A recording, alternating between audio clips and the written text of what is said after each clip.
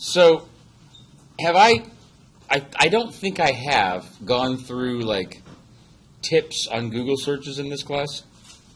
Yeah, I didn't think I had. I have in my other two classes, but not in here. So I thought I would start with a little bit on that today because it's gonna be relevant for filling out your case analysis papers. So if we go to Blackboard, and instead of going to where the lecture slides are, we go to the Other Materials section.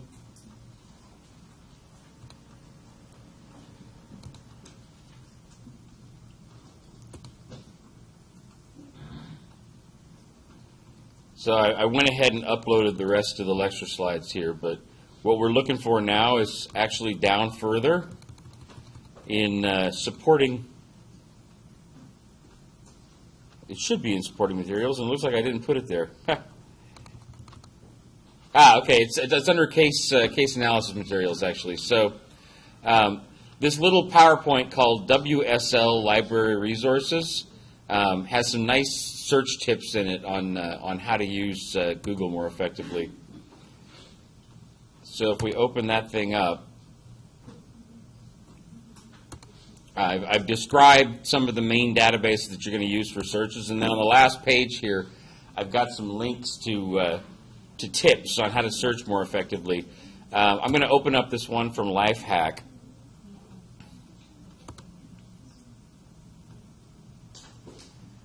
With 20 tips on using Google more effectively. I highly recommend that you guys go and take a look at these links. It's going to help you a lot with your searches, not just in this class, but in anything in the future using Google. It's going to be a lot more effective to search. So there's a couple things that I'm going to illustrate today. One of them is using the tabs and the advanced search function at the top of the Google search page. Using quotes and using a hyphen to exclude words, these first three items here.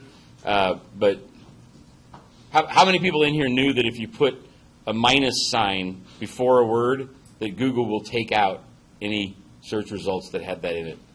Okay, cool. Did you know that if you put site, and then type the name of a site, Google will search only for things in that website? Okay, cool. Some of you knew this stuff. So there's ways to search for pages that link to other web pages. The asterisk is a great tool to use for a wildcard, so forth and so on. Let me pull up a search here. And if we think about the lecture that we did last week on international strategy and acquisitions versus joint ventures versus sort of organic growth in new markets and trying to fill out the case analysis template. If we open up the template,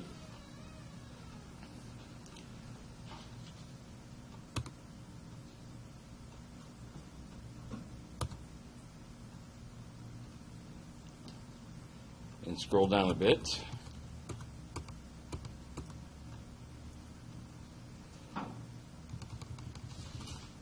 so we're talking about two different things: corporate level strategy and international strategy. So if we take a look at international strategy for a second, and we think about licensing versus joint ventures versus franchises versus acquisitions and mergers versus organic growth, if I take a look at the Wonderful Company, for example, and just type in Wonderful Company Africa. I did some of these searches beforehand. And then click search. This will return everything with the words wonderful company and Africa in them. That gives us 167 million search results. That's a little more than we want. So if we narrow it down by putting quotes around wonderful company, that takes it down to only 265,000. That's better, but not as good as we want, because we've got the general wonderful company website. We've got still a wonderful, wonderful company. So this is talking about a company that is not the actual wonderful company that we're trying to search on. So if we go in and add the wonderful company in the search and search again, you'll notice that that wonderful, wonderful company site is now gone. So we've got the wonderful company's website, we've got their Pistachio website, we've got their LinkedIn page. What we really want is news, however, about international entry modes in Africa. So you'll also notice that by putting the in the quotes, we got down further from 260 some odd thousand search results to 64,000. So if we now type in acquisition, that brings us down to just 18,000 results, but we've still got the general web page, the LinkedIn profile, and this third result here looks interesting. These acquisition combined with wonderful citruses, existing lime growing, It looks like this tells us something about an acquisition that that Wonderful made in Africa. So if we click there,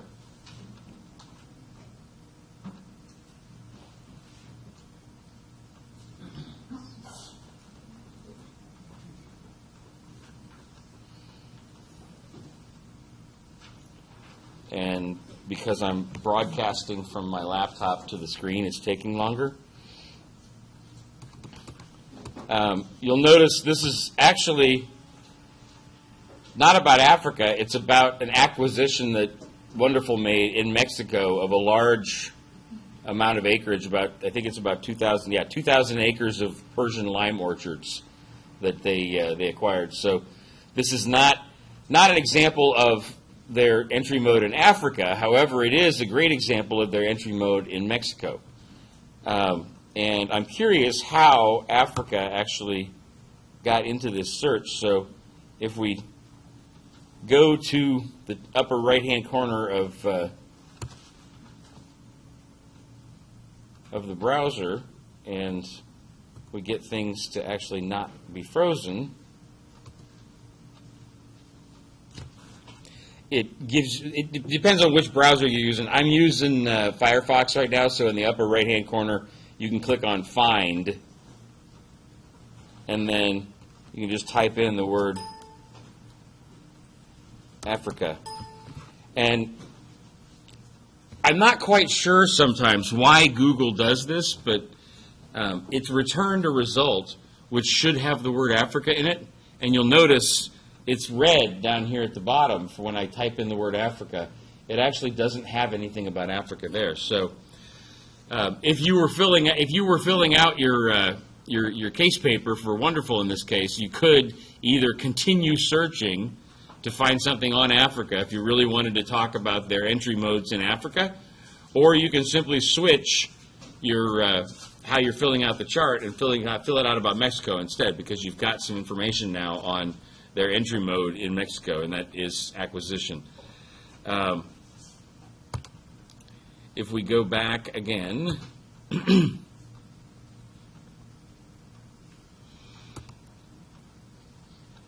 just to illustrate a few more points here.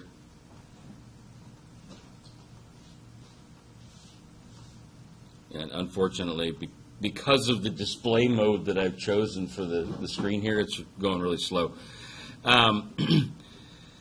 If we really want to just find news and information about their entry modes in Africa, what we could do is further take out anything that's on LinkedIn, for example. So we could put minus LinkedIn. That'll get rid of all those results where somebody's LinkedIn profile page was showing up because maybe they happened to work for a wonderful company or something. So this is bringing us a lot more information just on acquisitions now. So, but you'll notice there's still some things that are not exactly what we want. So this is really about talent acquisition here. You'll notice instead of an actual acquisition they made in some foreign market. So if we go in and use the minus sign again, we can take out results that come from that Zoom info page and search again, and you'll notice that one's gone now.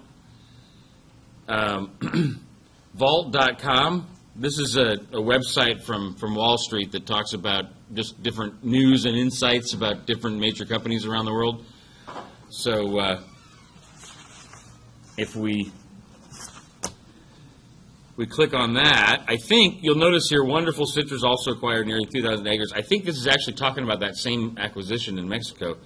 So if we don't want information on acquisitions in Mexico, we really do want to search for Africa, then just minus Mexico and hit enter again. And you'll notice that that news report from Vault is now gone, and we're down to just 4,000 results. So South Africa, that is Africa. However, it looks from the results here that we're talking again about talent acquisition, and it's talking about all kinds of different countries. So that's probably not what we want. Plus, it's monster, so clearly that's about job searches. So we can go in and type minus monster. That'll take out all the search results that have something to do with monster talent searches. Now we're down to only 3,000 results. Now, again, Glassdoor, these next results, anybody, who in here is familiar with Glassdoor? So, Elisa, what's Glassdoor? Well, you can go on and people that have worked for a certain company, you can get information on the company or past employees, their, I guess, comments, and you can also look up salaries for people that have worked there at a specific position. It's kind of like Rate My Professor for companies.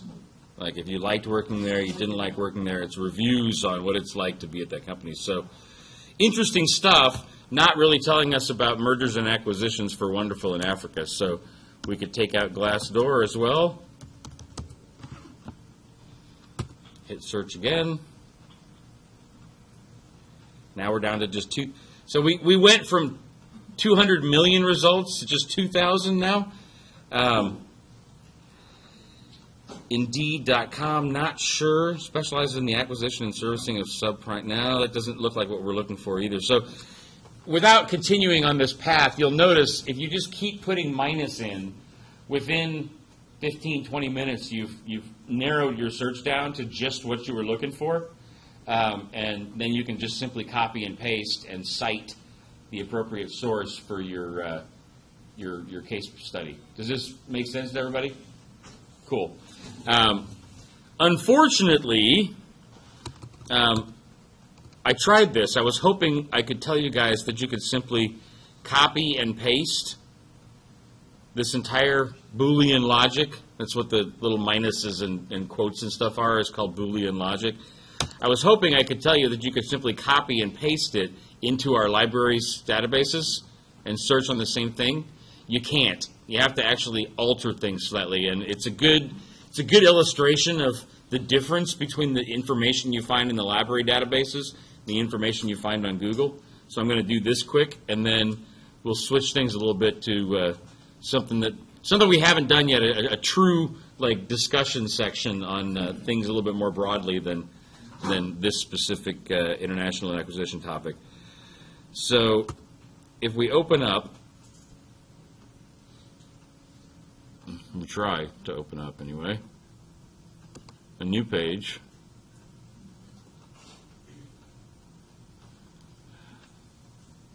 And go to the CSUB website.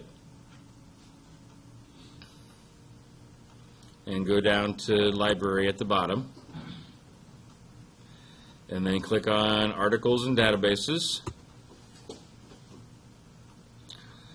ProQuest, which we could search alphabetically, but it's sitting right here at the top, so I won't bother on searching alphabetically. ProQuest is your main database for searching for news articles and stuff like that. So if you click on ProQuest, and we paste all that Boolean logic, and click search, unfortunately,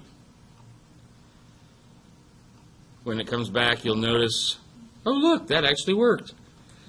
But it's got ebooks and no actual results. So that's actually not what we wanted. So we go to modify search. The way that you have to do this, for ProQuest is add a row each time you want to take something out. So LinkedIn, Zoom Info, Monster, Mexico. If we just type the wonderful company Africa acquisition and then hit search,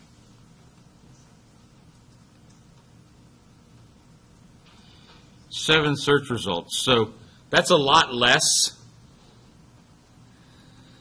It's a lot less than what we got on Google, and you'll notice it's very specific kinds of documents. So you've actually got one wire feed in this case and 6 dissertations. So there's actually 6 doctoral dissertations. Like I did my dissertation in order to become a professor.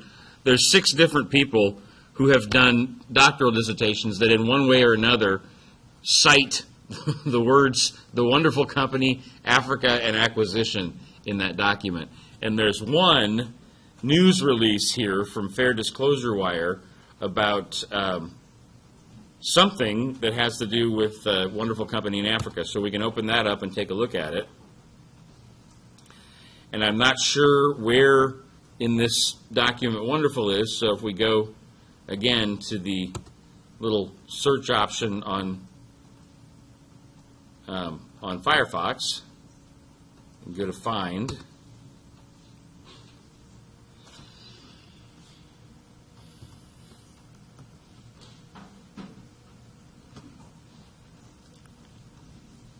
So we did our first deal in Africa this year, so our Africa strategy continues. This is interesting, but we don't know who is saying that. So you could either scroll back up here and look at the context of the call, or if we want to know right away, is this about wonderful or not, we could just simply go back and instead of typing Africa, type wonderful.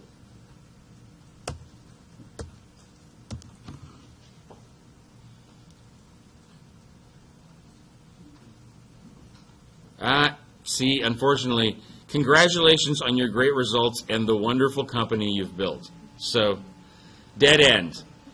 So if we go back to the search results again, that was too specific of a search on ProQuest. So let's take out acquisition. Maybe Wonderful is actually not doing acquisitions in Africa. Maybe they're building. Maybe they're building their own divisions, or they're doing a joint venture. So if we just type the wonderful company in Africa and search again, 17 results.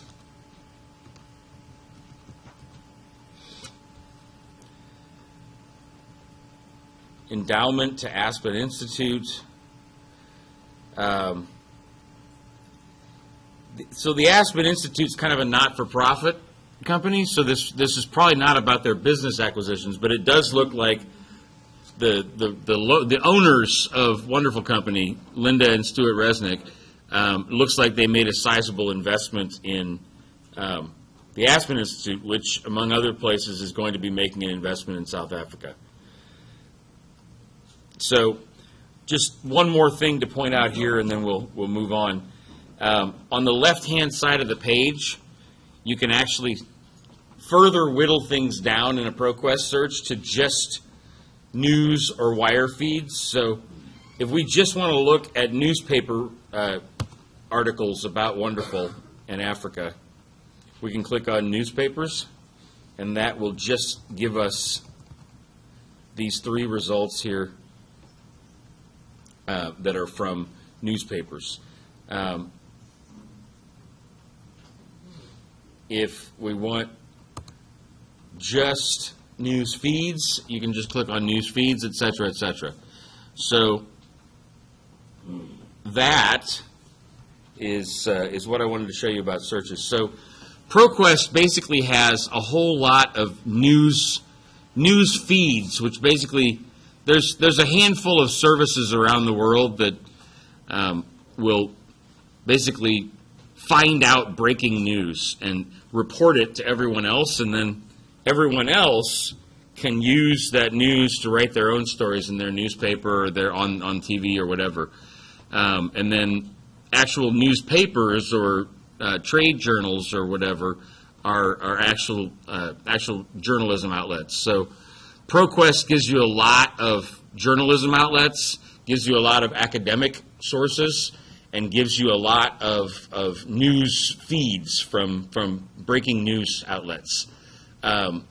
Google will give you more of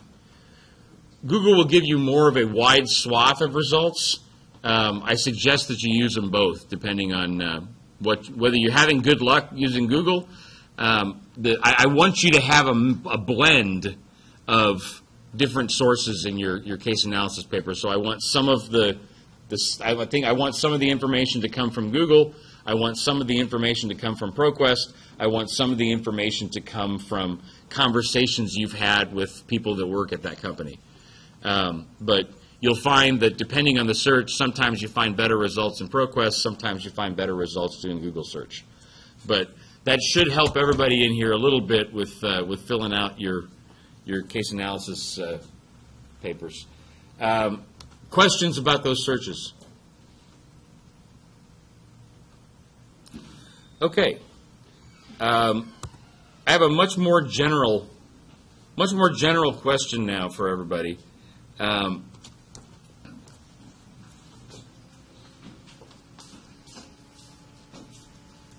So we've gone through about 2/3 of the material at this point, and I'm curious how things relate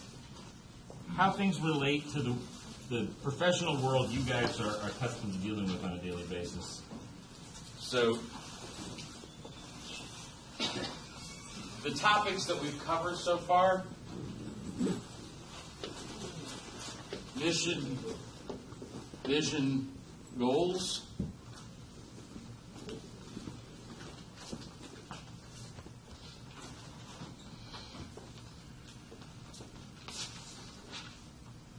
The Hambrick model.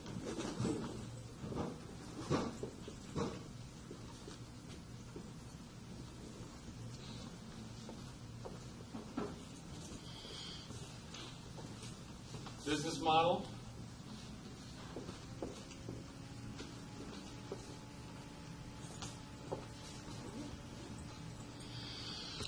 Corporate level strategy.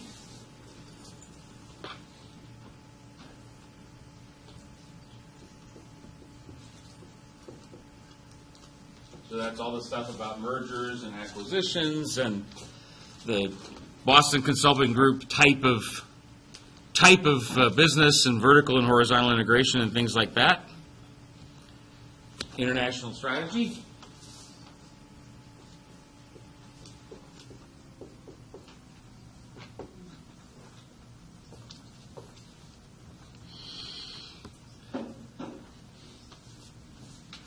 Driving forces.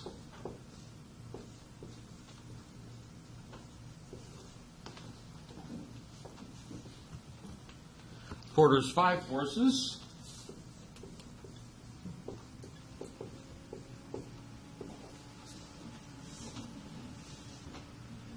Key success factors.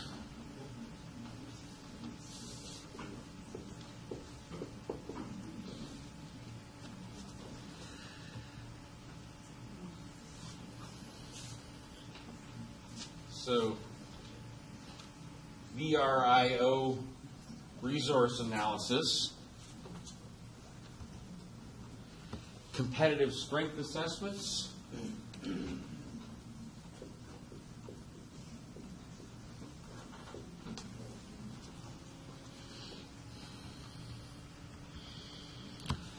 SWOT and TOES analysis,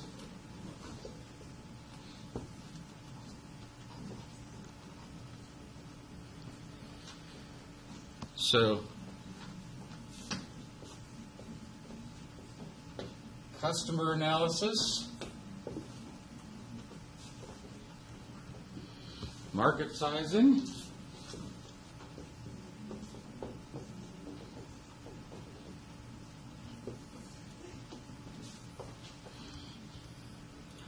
generic competitive strategy,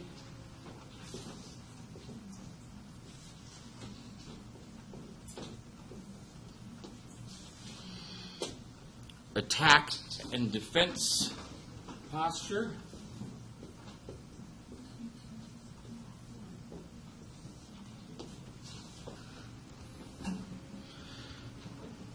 and market positioning maps. 1, 2, 3, 4, 5, 6, 7, 8, 9, 10, 11, 12, 13, 14, 15, 16. So we've covered 16 different business strategy tools so far in this class. And I'm interested either in your current job right now or in the job you're planning on or looking to go into after graduation. What have you found most useful? What have you found confusing? What have you found that is not useful?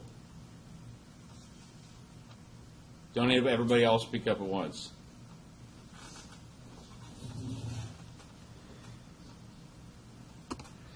If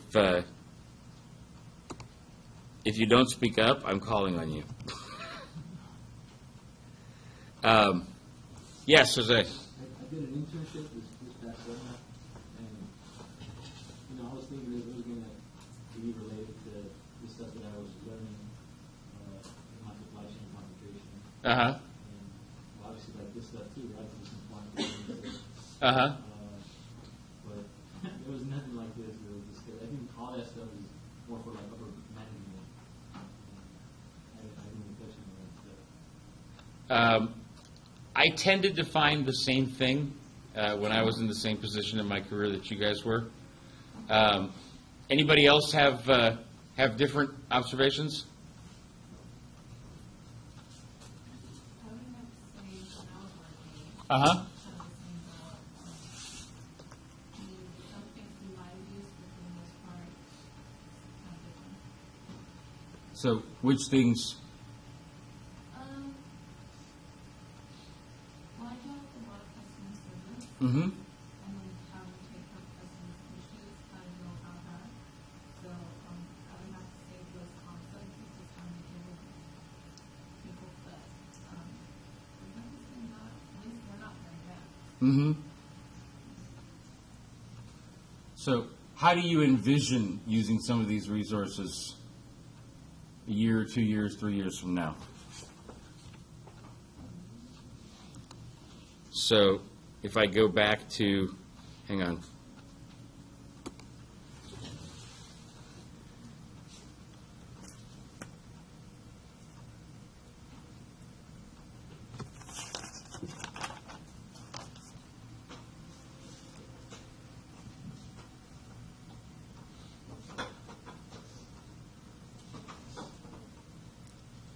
So human resource management and Univision, right? So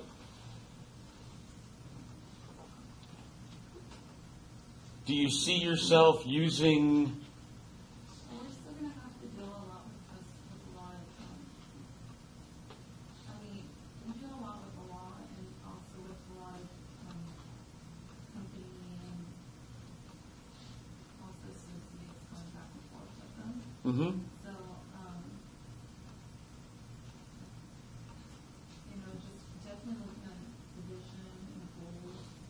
Mhm. actually Definitely. I'll be one of them. You want to make sure those get communicated to all the employees and Yeah. that they're accessible in the other direction, that they're phrased and stated in a way that are easy for the company, the employees to access. There's been a lot of communication back and forth. Yep. Yep. I totally agree. Other observations? I'm Yes. Lisa. interning right now, and one of the things when they onboard is they really teach you about their mission, vision, and goals. Mm-hmm. Also, when you're hired on as an employee, each individual, they meet with their manager, and they have on their, I guess like a contract, what their goals should be for the year or for 6 months. Based on that, it determines like their bonuses. Mm-hmm. Also, I have to say that they're driving forces because they are acquiring a lot of smaller companies Mm-hmm. and making it all part of Wonderful. And they are acquiring in Texas, and they have operations in European countries and all over. But I have to say that there's still some markets that they haven't reached, but I know that that's what their goal is, and to get their brand out there. So what's the company? You told me Oh, you're well- HR intern, right? Yeah. At Wonderful? Okay. Wonderful Citrus. So say again what you said about trying to get their brand out there? Well, because like some of our products, one of the most we sell our products out to China and Asian markets because they like their fruits a little more sweeter, so they want it more. What's that word? Yes. So we ship those out later. In the Interesting. season. And then not only that is they have operations because they've acquired. They're one of the biggest citrus companies, so they're year-round operations. So with grapefruits in Texas, limes in Mexico, lemons and clementines and oranges here. Mm-hmm. So they're constantly going. There's only like just the summertime is the only time that they're down. But even then, they're still cleaning and shipping out. So do you see some tie-ins with international strategy there? Oh yeah. You know how we talked about, like, you tell me I see a tie-in. You tell me what you see. Well, we actually have some. Wonderful has a site in. I can't remember exactly where, but it is in the European countries. But I would say selling over there, shipping over there, promoting their product over there. Mm-hmm. Commercials. They just launched a 55. They spend a lot in marketing. They just launched a $55 million campaign yesterday for 15-second commercials. In which markets? It should have aired last night, but for the pistachios. In Asia? Oh, here. Oh, here. Okay. The thing that you mentioned that I thought was right on target from what we talked about in the lecture last week for international strategy was that certain Asian cultures like their citrus sweeter. That's a classic example of local differences in the demand for products. So Yeah, in their operations, it's so high tech in their the way they clean and they measure. Like the bigger fruits, they send certain ones go to juicing, but based on size and weight determines how it's being packed and where it's being sent to. Mm-hmm. And they're inspected over and over several times before they're shipped. Cool.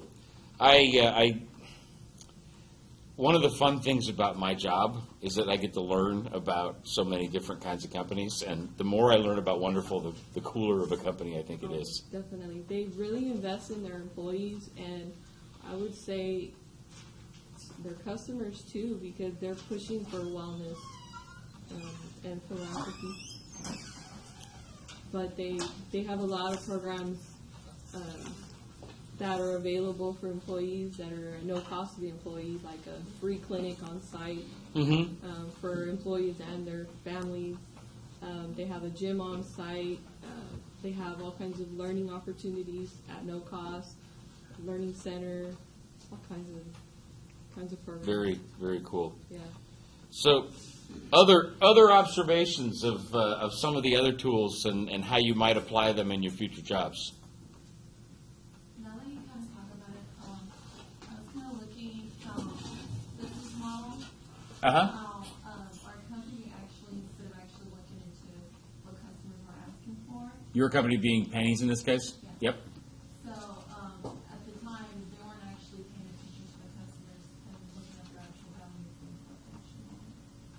So Yeah. understanding also with them asking for certain things that didn't really go in hand with what actually was going on in the store. So like if I was working in the online department, and they didn't understand the concept of it, so they would always ask for certain things that didn't go in hand. So a lot of customers were like constantly being mad at me about it. Great point. That's actually there's certain examples that I think of off the top of my head in case like discussion's not going very fast, but I hadn't thought about the fact that Pennies did kind of lose sight of the very simple proposition of what's the value to the customer.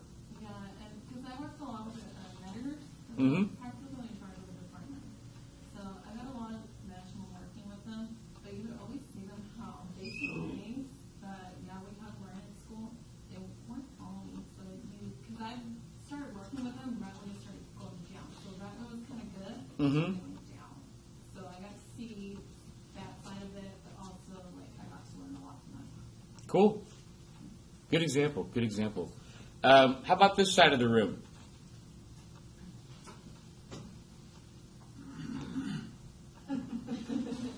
Yes, Emmanuel. I just started working at the Bakersfield National Cemetery. Really? Yeah, it's Okay.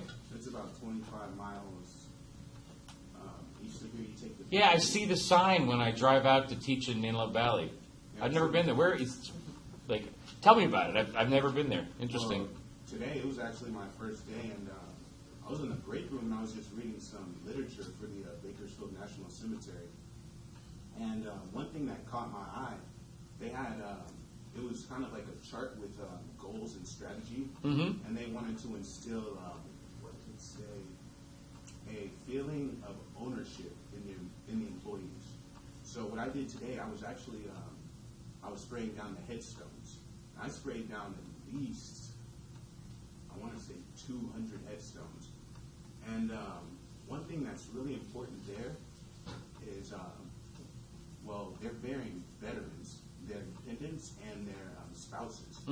So they want you to understand, like, you have to take care of the grounds, the facilities, like these individuals are your own family. So you have to actually care, you have to just appreciate the people and the work and the time that they truly put in for the country. And I couldn't help but think when I was spraying the headstones down, I was just in between each headstone. I was reading off the name, their rank in whichever armed service, either Navy, Air Force, Army, Marines, or Coast Guard. And I just took a moment to just kind of honor them, and it was like, I guess at that moment, I kind of took a feeling of ownership. Because I felt like, what if this was my father? What if this was my grandfather? I wouldn't want his headstone to be dirty with bird poop on it. Yeah. And cobwebs on the side and old flowers. So with that, I guess what I'm trying to say would be, they're really trying to instill a feeling of ownership. So I guess that would be a large part of their mission. And they want each individual that works there and that visits to feel like they're in a special place. Because those individuals, I would say, you have to be of a different breed to serve, because it's not for everybody. A lot of these people, they were Vietnam veterans, World War II veterans, you name it, and they came from every possible walk of life. So with that, it was kind of just a humbling experience. I feel like I might have gotten off track a little bit. No, but I think you're right. Like, your comment about that being a special place is a great example of their vision statement. It's a good example. I'm curious. Great place. I'm curious from the folks that are going to be going into accounting, what tools, what do you expect to be doing in your jobs next year? Armando Camacho. So you're like looking through, like, I'm just sort of picking somebody on this side. According to what you sent me in your professional development plan, you're looking to go to maybe Brown Armstrong or CBIZ. Audit, tax, where are you at in the job search process? Oh, I don't know. Obviously, to start off right now, to do interviews for like tax, so if I get hired on, it'll be during taxes. Mm-hmm. Then you get a feel for it for both for like the first couple of years, then you get to decide where you want to go. So if you got hired on during tax season, what would you be? I mean, I have an idea, but you tell me, what would you be doing? What do your days look like as a like entry level tax staff member at Brown Armstrong or CBIZ? Well, you just be inputting data and working long hours. Long hours. So I'm curious, like, first of all, do you envision yourself doing a lot of personal taxes for high income individuals, or are you looking at, you think you're going to be doing a lot of corporate taxes? Interesting. I talked to this firm and I said that they'll give you a bill for everything. You guys just they'll start you with easy stuff and make it for you. And then they'll build you up to like S corps, C corps, and so on. So how about driving forces of change? What do you think was different 5 years ago in the tax accounting business versus today, and what do you think is going to be different 5 years from now? Everything, like the laws are constantly changing, so it's stuff you always Like, what's an example of a law that's changed recently? the whole Obamacare thing. Uh-huh. It's creating, that I don't know because I haven't done it, but I have reading into it. It's creating issues on how, you put stuff down and returns and so on. Minimum wage changed since because I have the labor under book. Uh-huh. And when it came out, it said 10 an hour. Well, it's no longer 10 an hour. And also they have this new law coming up where bathrooms, they're actually trying to make it, because like gender, Mm-hmm. So that's the new law that also came out. Oh, it's constantly changing all the time. Cool. Good examples. Other observations from some of these, like how you think you might apply these tools in your future job that we haven't picked yet.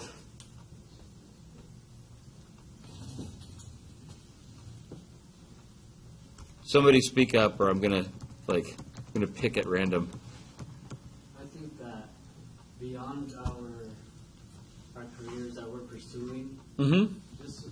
all these topics would be valuable for people who are starting businesses, Yep. which directly affect all of us. I would say the more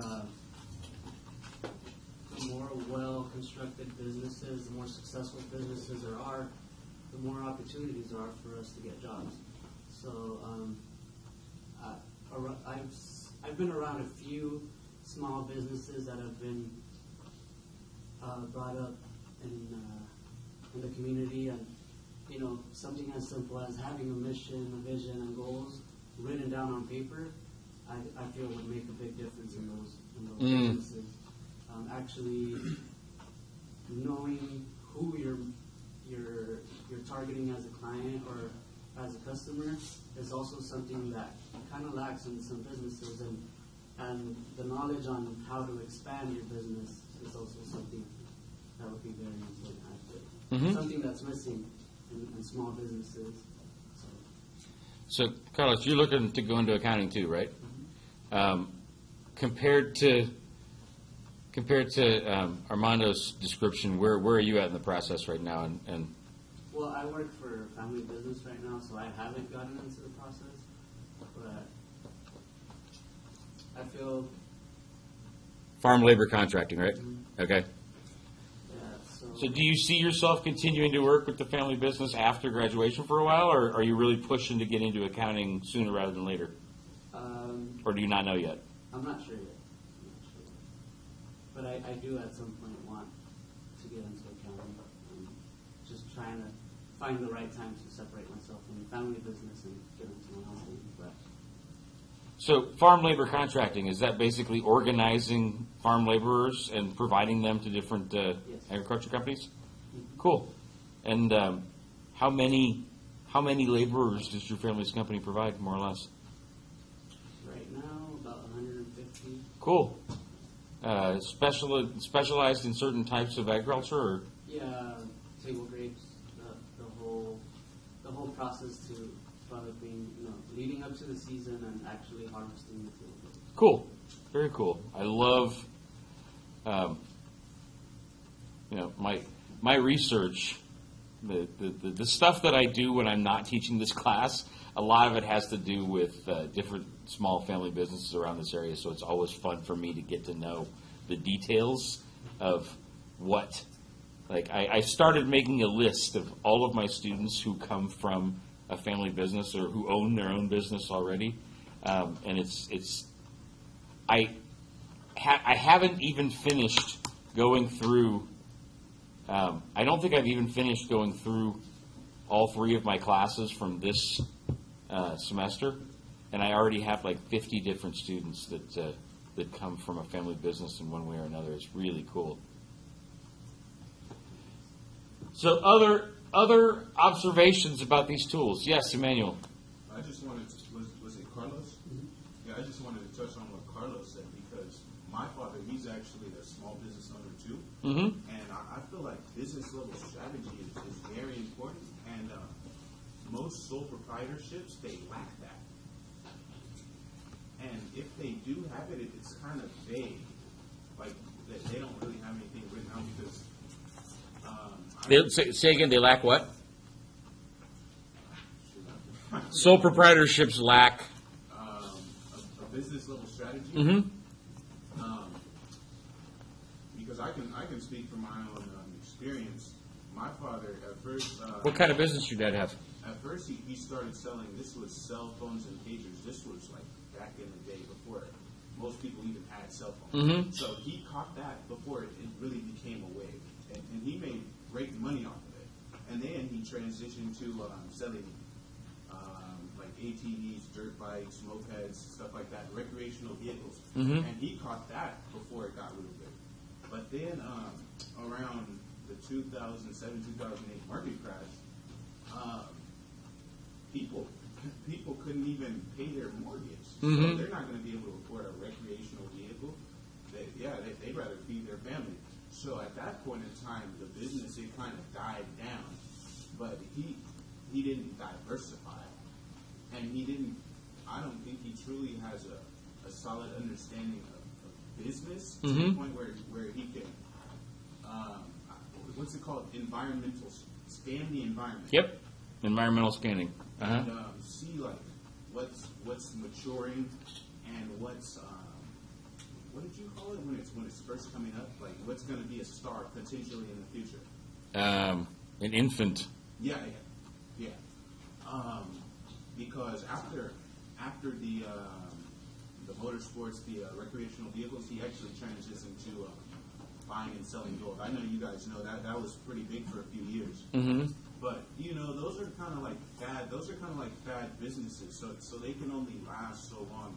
The longevity is very limited with those kind of businesses. So essentially, what I'm trying to say is that so he would catch a wave at a good time, but then he'd stay on it too long, Mm-hmm. and then it would break, and he'd be ass out. But so like I said, what I'm really trying to say is that business level strategy is very important, and that you have to really take the time to see like the individuals that you're targeting, like what they are going to buy. Mm-hmm. Like you have to watch the news, you have to watch TV shows. You kind of have to just immerse yourself in like society, and you have to see like what people are doing, where the trends are going, where they're heading, so you can catch that next wave.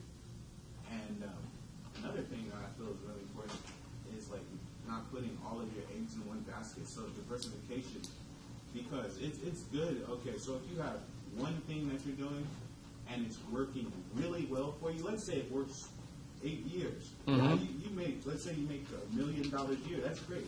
But once it tanks, and let's say you're not transitioning to something else, or you don't have an ancillary business, Mm-hmm. then shoot, yeah, you're kind of screwed. And then you're kind of like, I'd say you're like in the ocean trying to swim, and you might drown. It could go either way. It could go either way.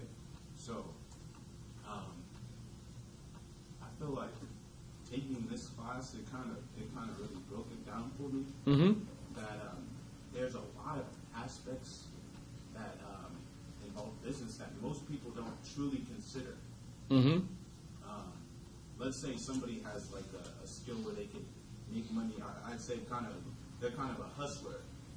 So they can always like kind of put something together and make a living.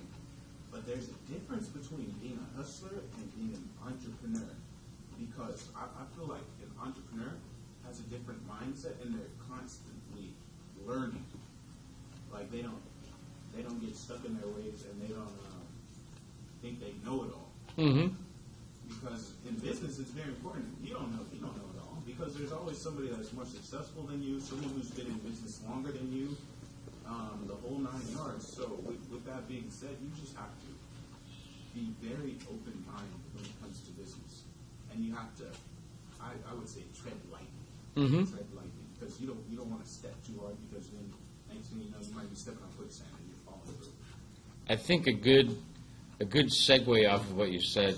I mean, really, we're talking about some of the lessons from corporate level strategy and diversification there, and I think to the extent possible, it would be interesting for you to analyze your dad's moves over the years and think about whether it was related or unrelated diversification. You know, theoretically, as an individual as well, you want to leverage what your strengths are. You want to leverage the things you do well and do them in a couple of multiple areas, or be able to do them in a couple of multiple areas, so that you can pivot depending on where the way the market goes. But it sounds like selling is what was the common thread through everything. Yeah. I wonder if there could have been a less jarring sales transition from, like, between luxury goods and buying and selling gold. I wonder if there's when the economy turns down. You know what's interesting though? What? Because he took a trip to China. Uh-huh. And he went to all the factories where they make the ATVs, dirt bikes at. And I was probably about 10 years old in the 5th grade. So at that point in time, that could have been like a pivot. Mm-hmm. You see what I'm saying? So he could have transitioned from strictly just selling to also like importing, distributing, and like warehousing as well. Mm-hmm. So that could have taken him to the next level. But he missed a key opportunity. And essentially, the trip to China was a waste. So I feel like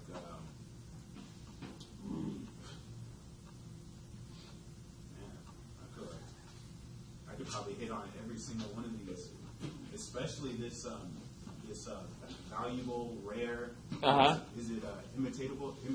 Yeah, inimitable. Yeah, you want to have things that are hard to imitate. That's the I. Yeah, that's very important when it comes to sales. Mm-hmm. Because there's so many sole proprietorships out there, and just think about it. There's far more sole proprietorships in our corporations, and just imagine how many people are dabbling in the same line of business as you. Mm-hmm. So what's going to distinguish you from the competition? You want to be an exceptional individual in a world full of average Joes. But in this particular case, you want to be an exceptional business in a world full of average businesses. Mm-hmm. So you want to distinguish yourself. You want to market yourself appropriately. Oh, on the subject of marketing, Mm-hmm. he actually had commercials. So he had advertising. This isn't in Bakersfield. This is actually in Riverside. That's where I'm from. Uh-huh. So he actually got together with, I think it was Charter.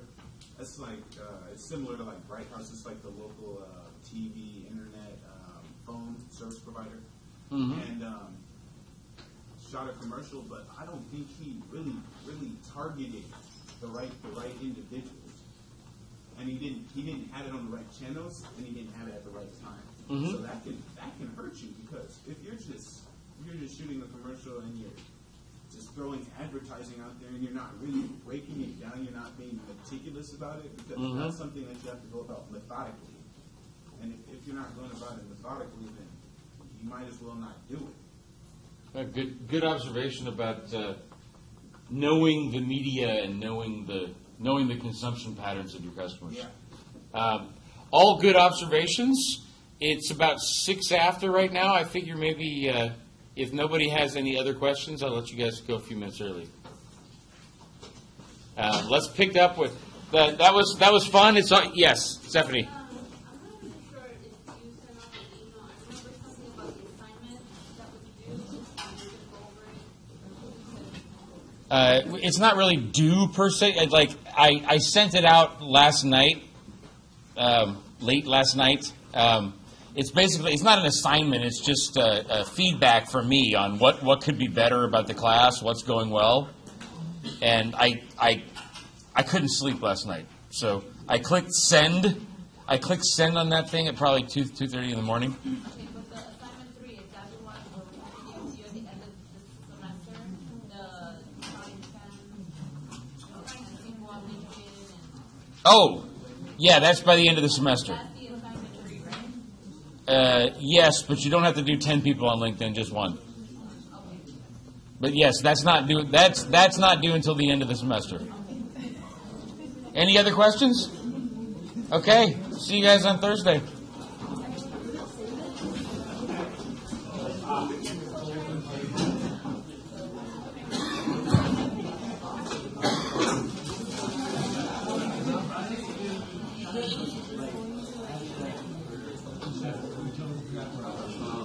Yes, friend.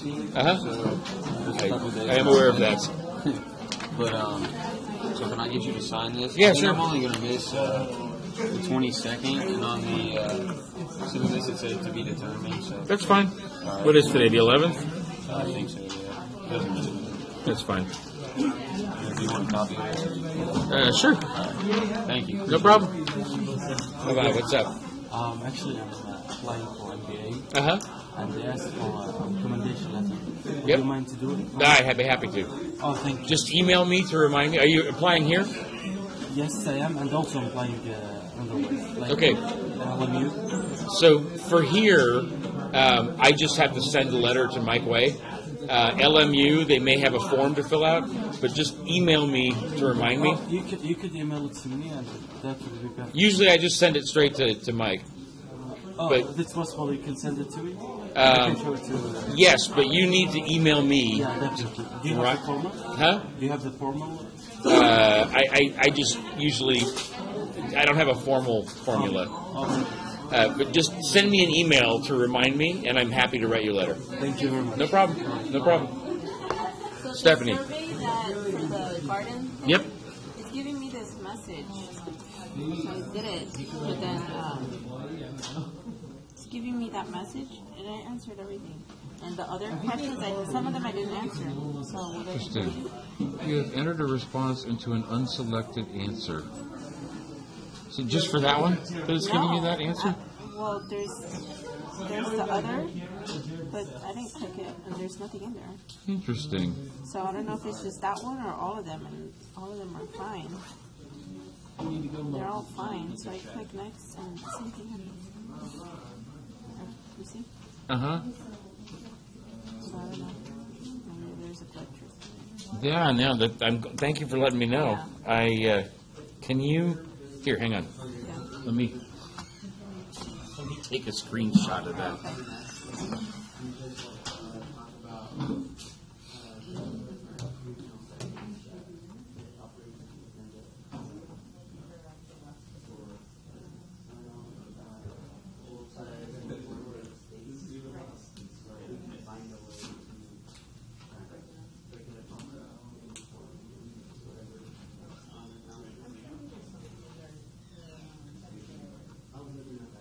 Yeah, I needed to talk to the survey company and find out, but thank you for letting me know. Cool, I'll figure it out. Okay. Aziz, what's up? This slogan might actually find that is very